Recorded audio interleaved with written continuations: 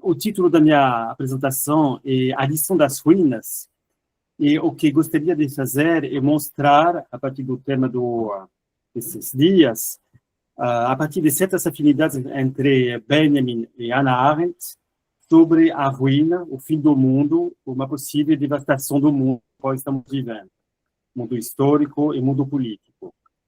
E, por isso, queria retomar um pouco antes uma lição das ruínas que vem já do século XVIII, pelo menos. Bom, poderia voltar mais no tempo. Estou tentando fazer avançar o meu PowerPoint, mas ele não avança. O que eu vou fazer? Avançou agora para vocês? Que preciso clicar aqui. Estou apresentando a tela toda. Talvez tenha um delay, hein? Agora apareceu uma ruína? Isso. Tá. Então, com a edição das ruínas, estava em Roma para outro congresso Benjamin semana passada, e aqui que pude tirar uma foto desse fórum romano, do templo de Castor e Pollux. E, frente a uma ruína, a gente tem sempre esse sentimento do tempo que passa, que está bem condensado nessa citação de Lucrécio. Todas as gerações que te precederam já sucumbiram, assim como sucumbirão as que virão depois de ti. Então, essa sensação do memento mori, você também vai morrer, é essa sensação que a gente tem em geral, frente a uma ruína. E, nas palavras de Diderot, no seu salão de 1767, ele escreveu: tudo se destrói, tudo perece, tudo passa. Só o mundo permanece. Então, o que queria mostrar é que, na verdade, essa sensação do que só o mundo permanece é relativa a certa concepção da história. E, na verdade, com outro filósofo do qual vou partir aqui, que é o Hegel,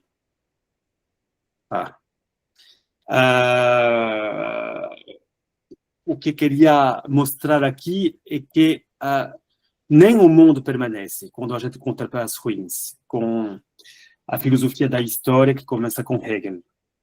O Hegel escreve na filosofia da história, em particular, a visão das ruínas de um antigo esplendor, de uma grandeza passada que nos leva a essa tristeza.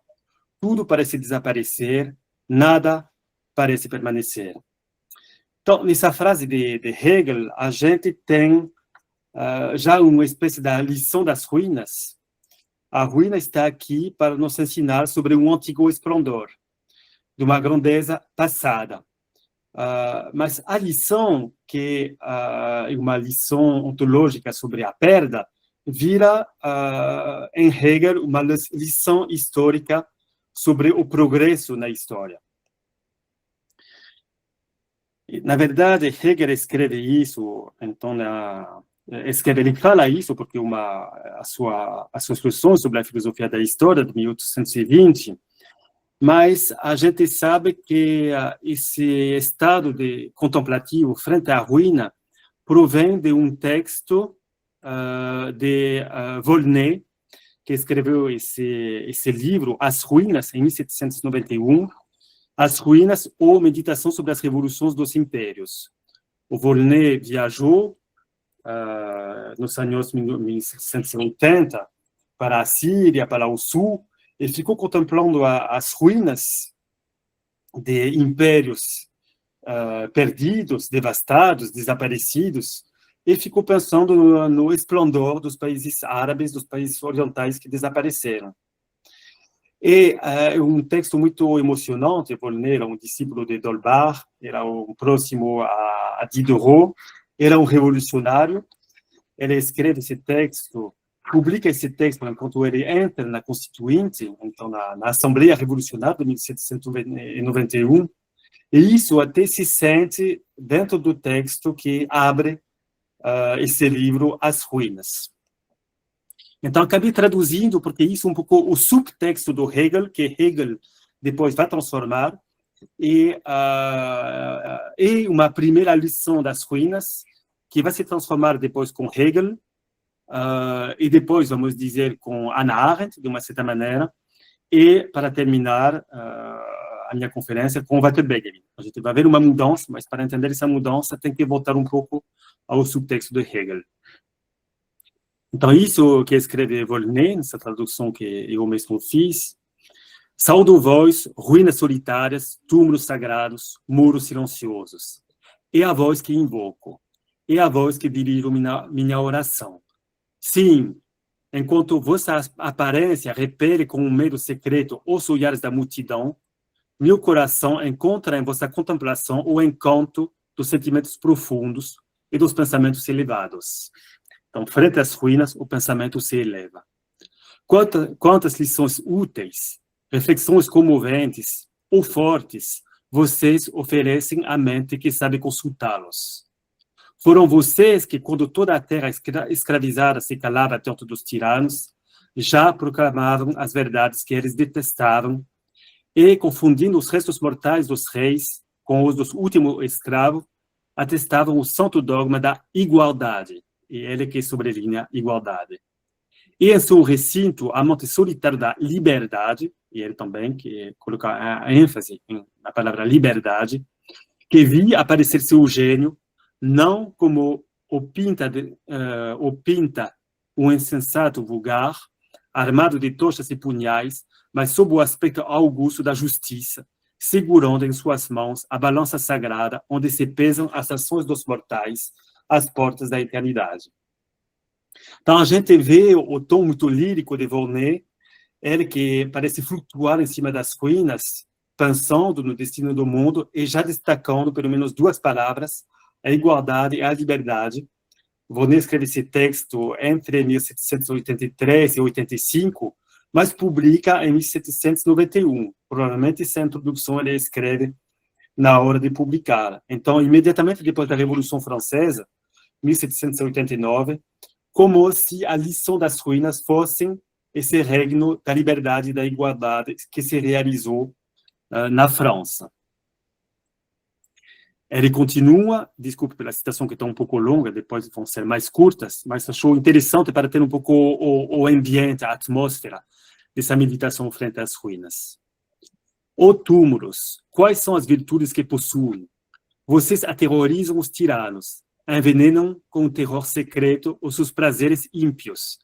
Eles fogem do seu aspecto incorruptível. E os covardes levam para longe de vocês o orgulho dos seus palácios. Então, a gente tem um pouco essa lição do memento mori endereçado aos poderosos aqui. Assim, você coloca um freio salutar no ímpeto impetuoso da cobiça, acalma o ardor febril dos prazeres que perturbam os sentidos, descansa a alma da luta cansativa das paixões, você a eleva acima dos interesses vis que atormentam a multidão, e de seus cumes, abraçando o cenário dos povos e dos tempos, o espírito se desdobra apenas em grandes afetos e concebe apenas ideias sólidas de virtude e glória. Ah, quando o sonho da vida terminar, para que terão servido suas agitações, se não deixarem vestígios de utilidade? Essa passagem é bonito também porque, apesar das ruínas, a gente sente já de modo pré-hegeliano o espírito trabalhando e se formando em cima das ruínas, apesar das ruínas e talvez por meio das ruínas mesmo. Para concluir, ó ruínas, voltarei a vocês para aprender suas lições. Voltarei à paz de suas solidões. E lá, longe do espetáculo afligente das paixões, amarei os homens pelas lembranças. Me ocuparei de sua felicidade e a minha consistirá na ideia de tê-la acelerado. Então, tem que lembrar que o Volney é um pensador revolucionário e um político também revolucionário. É isso que Hegel está lendo com paixão, na verdade, essa introdução é o segundo capítulo do livro As Ruínas, tinha sido publicado na revista Minerva, que o Hegel estava lendo, e dá para sentir a presença de Volney na passagem que vou interpretar agora, de Hegel, que se encontra ao início da filosofia da história, ao início da sua aula sobre a filosofia da história. Então, estou apontando para essa passagem de Hegel, porque ele resume a filosofia da história de Hegel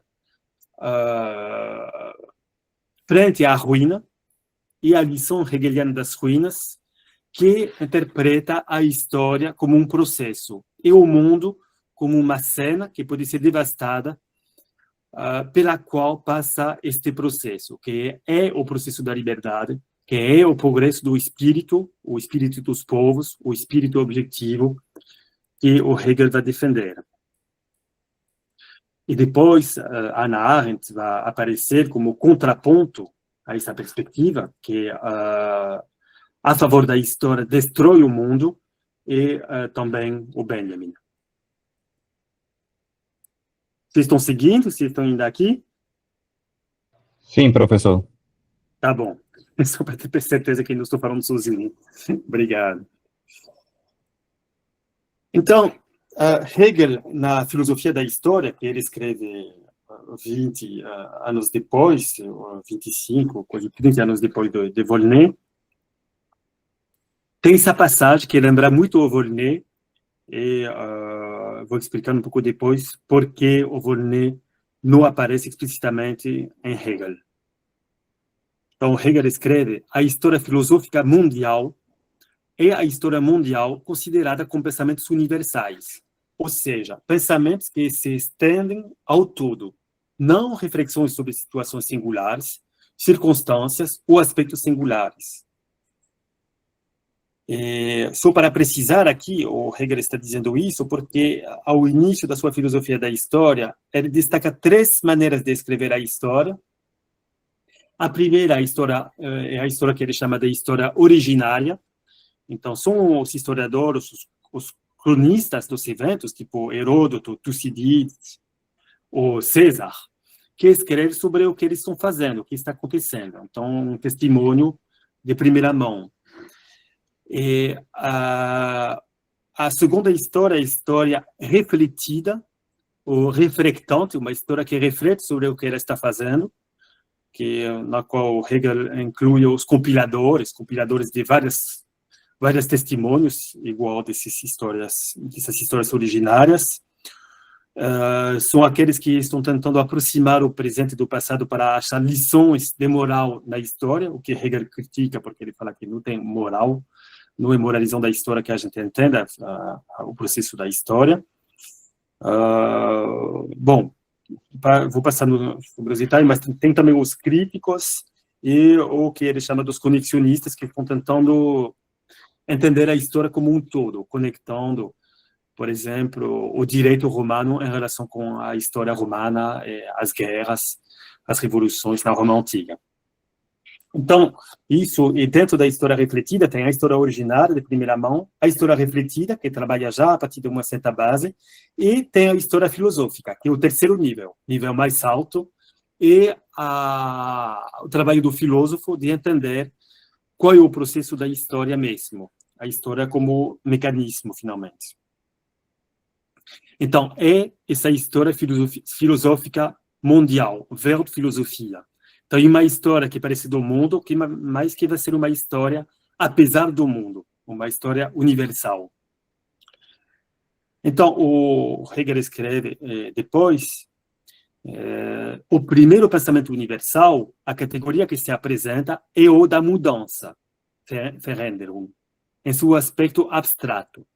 A abstração da alternância de indivíduos, povos e estados que nascem, permanecem por um certo tempo e atraem no seu interesse, ou conquistam, depois o perdem, ou o compartilham com outros e então desaparecem. Então, aqui a gente tem um processo de nascimento, crescimento e desaparição dos povos e das civilizações. E Hegel continua, e aqui que aparece essa expressão, a visão das ruínas do antigo esplendor, considerado negativamente, esse aspecto das coisas pode suscitar tristeza, é, em particular, a visão das ruínas de um antigo esplendor, de uma grandeza passada que nos leva a essa tristeza. Então, aqui, o Hegel está em relação, em diálogo direto com o Volney. O que é interessante do Volney é que ele vai lá para essas civilizações árabes do sul da Europa, do Oriente, contempla as ruínas, fica elevado, medita sobre o nascimento, o clímax das civilizações, o desaparecimento, mas, de uma certa maneira, o Volney começa a estressar, porque ele começa a pensar, mas e a gente? O que estamos fazendo na Europa agora, que estamos no florescimento da civilização, estamos na véspera da revolução, de uma revolução, que de fato vai acontecer, ele é bem visionário, a Revolução Francesa, de um novo direito, de uma nova estrutura política e social, e o que vai acontecer quando tudo isso vai virar uma ruína? Então, Hegel, aqui, como se ele estivesse falando com Volney, sim, esse aspecto das coisas pode suscitar tristeza. Isso, a visão das ruínas de um antigo esplendor que a gente pode ver na história se fazendo. E depois o Hegel continua. Tudo parece desaparecer, nada parece permanecer. Todo viajante, e o Volney era um viajante, todo viajante já experimentou essa melancolia.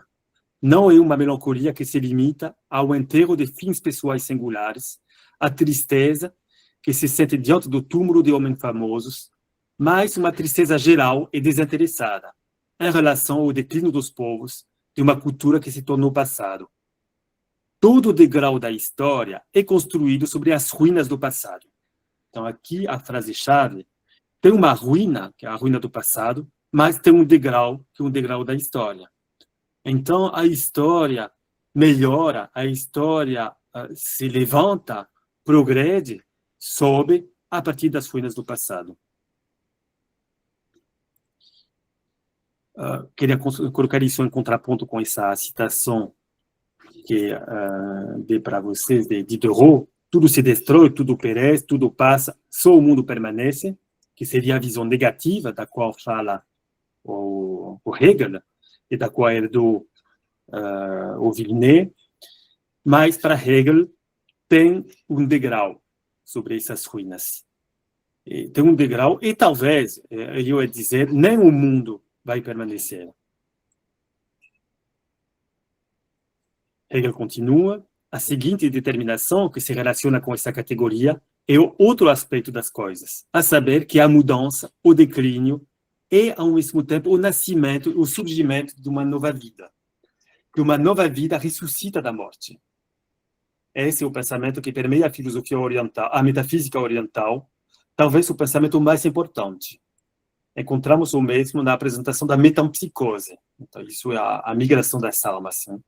Ou a reencarnação das almas. A imagem da fênix, que constrói sua própria pira, mas surge das cinzas, rejuvenescida e embelezada, soberba e nova, é ainda mais impressionante. Então, aqui estamos no cerne da visão, da posição de Hegel, em relação com a história, mas também em relação com o mundo. Isto é, qualquer declínio para Hegel significa, ao mesmo tempo, o nascimento, o surgimento de uma nova vida. De uma nova vida que ressuscita da morte. Isso significa que o mundo é um quadro que está estreito demais para o caminho do espírito. O mundo, finalmente, consiste só na medida que ele pode ser negado. Nesse processo de negação pelo espírito de tudo o que está negando um pouquinho o espírito. Então, tem uma dupla negação aqui, bem típica da dialética de Hegel. O mundo está me resistindo, então vou resistir ao mundo até me vingar dele e criar uma outra civilização nas cinzas da antiga civilização. E isso é o ritmo verdadeiro da liberdade para Hegel. Nesse sentido, E isso é interessante porque, pelo menos isso ele vai dividir com o Benjamin, a gente aprende mais das ruínas do que dos monumentos. Mas para Hegel, a ruína é apenas o signo sensível da superioridade do espírito sobre o mundo, já que cada degrau na história está sendo construído nas ruínas do passado. Faltam 10 minutos. Ok. Então, para Hegel, precisa salvar o mundo, renunciar a salvar o mundo para permitir o progresso da liberdade. Então, avançando sobre essa lição das ruínas que está nos dando Hegel, a gente pode dizer que, com Hannah Arendt, vou citar a frase seguinte, que a ausência do mundo, isso que a Arendt chama de Weltlosigkeit, a ausência do mundo que se institui com a era moderna é, de fato, sem precedentes. Isto é, o que está fazendo Hegel é aqui apostar no progresso do espírito contra o mundo. E tem uma série de autores que estão fazendo exatamente o contrário. Agora vou citar muito rapidamente o Jean-Luc Nancy, que escreveu um texto bonito que se chama O Sentido do Mundo, e ele estabelece uma afinidade muito interessante entre Hannah Arendt e Walter Benjamin, e também outros autores, escrevendo, e preciso lembrar, a insistência obstinada do mundo no pensamento. Isto é, aqui Nancy está se referindo, sobretudo, ao pensamento filosófico do século XX. Ele cita passagens de Benjamin, ele cita A Condição Humana, de Hannah Arendt, ele cita também o livro de Alexandre Koyré, Do Mundo Fechado ao Universo Infinito, Hans Blumenberg, A Legitimidade dos Tempos Modernos, e Ernst Bloch, Experimento do Mundo. Estou citando isso muito rapidamente, porque acho que valeria muito a pena uma tese de doutorado sobre este assunto, a insistência obstinada do mundo no pensamento. Mas aqui queria me basear principalmente em Arendt e Benjamin, porque me parece que os dois estão considerando que precisamos superar essa destruição do mundo operada por uma certa filosofia da história. É isso que o Benjamin está fazendo com a sua tese nova sobre o conceito de história, que talvez já vocês conhecem, trabalharam. Vou ler a tese rapidamente, para todo mundo ter ela em mente, e concluir com essa tese, para depois deixar um espaço para o debate. Então, existe um quadro de Klee intitulado Angelus Novus. Nele está representado um anjo que parece estar a ponto de afastar-se de algo em que crava sua olhar. Seus olhos estão arregalados, sua boca está aberta e suas asas estão estiradas. O anjo da história tende a parecer assim. Ele tem seu rosto voltado para o passado.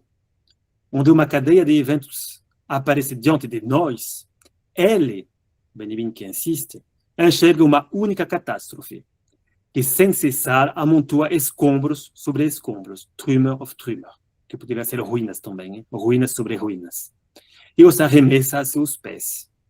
Ele bem que gostaria de demorar-se, de despertar os mortos e juntar os destroços. Tem uma variante em francês aqui. Mas do paraíso sobra uma tempestade que se emaranhou em suas asas, é tão forte que o anjo não pode mais fechá-las. Essa tempestade o impele irresistivelmente para o futuro, para o qual dá as costas, enquanto o amontoado de escombros, ou de ruínas também, Trümmerhaufen, diante dele cresce até o céu. O que nós chamamos de progresso é essa tempestade. Bom, vou deixar para lá os outros anjos de Paul Klee, para hoje. Então, o que é interessante dessa tese sobre o conceito de história é que a gente observa muito que é um olhar melancólico sobre a história como processo.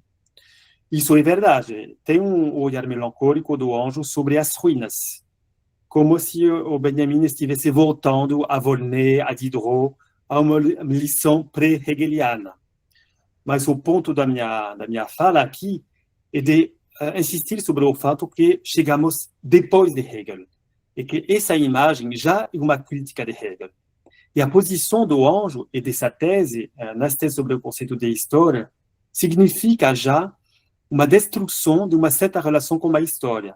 Que o Anjo aparece na tese 9, essas teses têm 18 teses, e, na verdade, o Anjo tem uma visão, o olhar alegórico que Benjamin retoma do Barroco e do Barroco alemão, é um olhar destrutivo. Existe um texto muito bonito de Benjamin que se chama O Caráter Destrutivo, no qual Benjamin faz uma apologia de uma certa barbárie positiva. Destruir o antigo, destruir o conformismo, destruir o estojo, o apartamento burguês, para liberar o espaço para o novo. Benjamin está incorporando esse gesto de destruição dentro das construções das teses mesmo. Mas o que ele está destruindo aqui é uma certa visão feliz da ruína que estava incorporada dentro da filosofia da história de Hegel. Então, o que o Benjamin está fazendo aqui é recuperando, poderíamos dizer, uma certa crítica fenomenológica da redução do mundo, poderíamos dizer. E aqui fazendo uma aproximação com Hannah Arendt. Isto é, depois das grandes descobertas científicas e depois das grandes filosofias da história de Hegel e também de Marx, que está incluído um pouco na crítica do Benjamin, um certo Marx quietista, o mundo está sendo reduzido a um universo matemático quantificável. Isso a gente pode dizer que a gente deve isso a Descartes, ao momento cartesiano. O mundo se reduz a um espaço quantificável e a história virou também um processo automático. Então, são duas maneiras de reduzir o mundo. Reduzir o mundo como natureza divisível e dominável, e reduzir o mundo a um processo mecânico que vai para frente. E isso seria a lição das ruínas de Hegel. Então, tanto o Benjamin como a Arendt estão revertindo, criticando essa lição, mostrando a devastação. E tem páginas muito fortes ao final das reflexões sobre o totalitarismo de Arendt, na qual ela fala que nos campos, nos estados totalitários, a situação do ser humano é de ser devastado, de viver num deserto, de ficar isolado um dos outros, de ficar amassados por um poder uniforme. Então, tanto para Arendt como para Benjamin, a gente destrói o mundo da política, o mundo das relações com os outros, o mundo da relação, de uma certa relação dinâmica com o passado. E isso também, eu acho que Arendt e o Benjamin estão tentando salvar de Hegel, porque para Hegel o passado não serve mais uma vez que ele passou. A tradição só pode ser contemplada como uma espécie de vitória do espírito objetivo, do espírito dos povos sobre o mundo. Enquanto, tanto para Arendt como para Benjamin, tem algo sempre para salvar da tradição, do passado com o qual a gente pode se conectar para conseguir estabelecer relações, como dizer, mais harmoniosas entre nós e a natureza.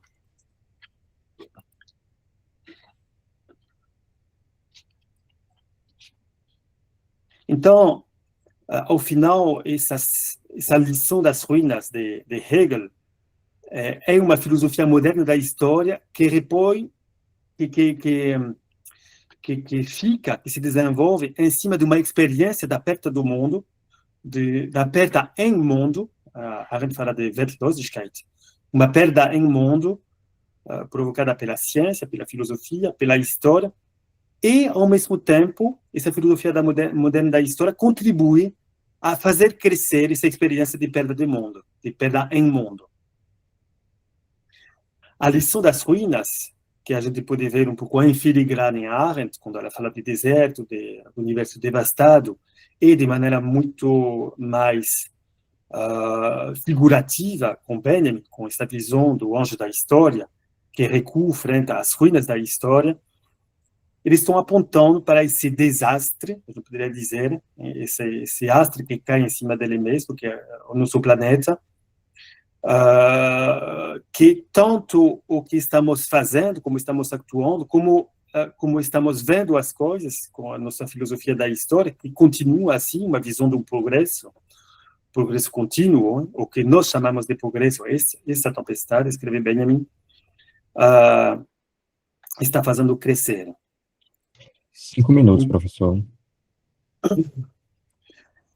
Mas caso precise concluir, fique à vontade, viu? Um pouco mais de tempo. Na verdade fiquei acelerando, porque estava com medo de não... Acho que agora concentrei o argumento e estava já concluindo. Deixa eu ver aqui.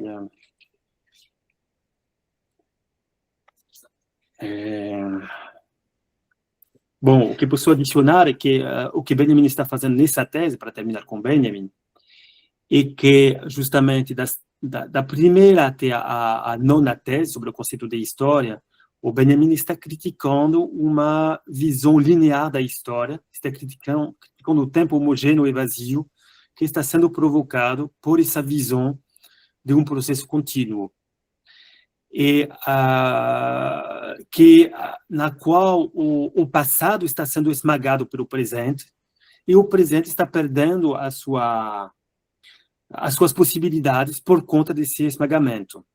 E o que talvez a gente poderia chamar hoje, com alguns filósofos, sociólogos, o presentismo.